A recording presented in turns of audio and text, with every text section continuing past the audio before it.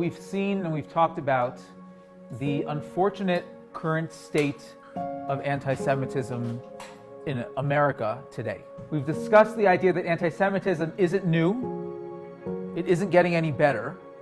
Jew or non-Jew, this is a problem. Anti-Semitism is the world's most reliable early warning sign that freedom, democracy, difference, all of that is being challenged. The Jews are looked at almost as this canary in the coal mine. You want to see the barometer of what makes a society, see how they treat the Jews.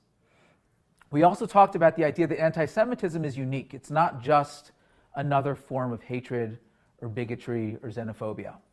The very fact that we need a word for anti-Semitism speaks to the uniqueness of it. And we looked at 4 specific aspects of anti-Semitism, 4 distinctions that make it unique.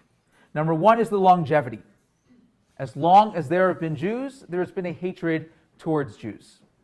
Number 2 is the idea of universality, that anti-Semitism is found throughout the world and throughout history. No matter where Jews have settled, no matter whom are host, anti-Semitism has eventually reared its ugly head. Number 3 is the intensity, that Jews are not just the butt of ethnic jokes. We're not even only subject to discrimination and persecution, but time and time again, we have been the subject of attempted genocide. The intensity of anti-Semitism makes this form of hatred truly unique. And number 4 is the irrationality. There's surprisingly little agreement of what our enemies hate about us. No one has come up with a universally accepted reason as to why the world seems to hate the Jew. Which leads us to part 2, why the Jews? Why does anti-Semitism exist?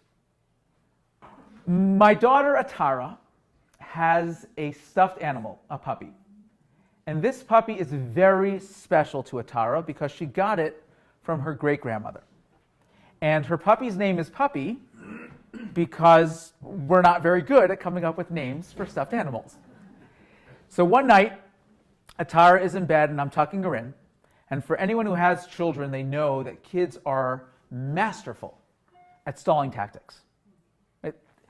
There's nothing quite like a child stalling to go to bed. So I'm tucking in Atara. And she says to me, "Daddy, can you go downstairs and get some of my stuffed animals?" So I don't want to go downstairs. So I say to her, I think if we bring more stuffed animals upstairs to your bed, I think Puppy's going to be sad. I think Puppy will be jealous. To which Atara looks at me without batting an eyelash, like I'm a complete idiot. And she says, "Daddy, Puppy's not a real dog." We know when something is just an excuse. We know when something is not truly the reason. Sometimes, like Atara, we know it intuitively.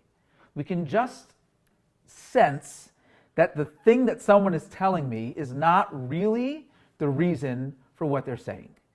A great way to determine if something is a reason or an excuse is with the simple principle of cause and effect. Cause and effect states that if the cause disappears, so should the effect, right? If the cause disappears and the effect is still there, then I know that that wasn't really the reason. That wasn't really the cause. Historians and sociologists have come up with all kinds of reasons to explain anti-Semitism.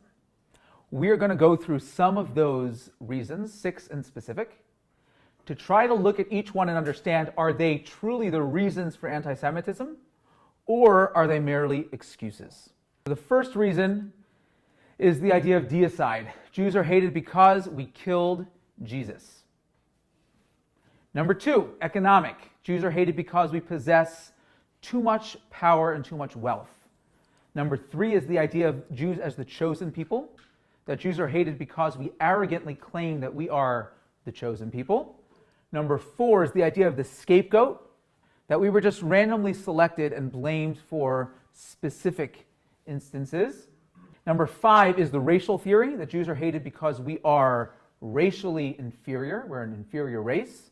And number 6 Because we are outsiders. The classic dislike of the unlike. We're going to go through each one of these and try and understand, are they actually reasons or are they merely excuses?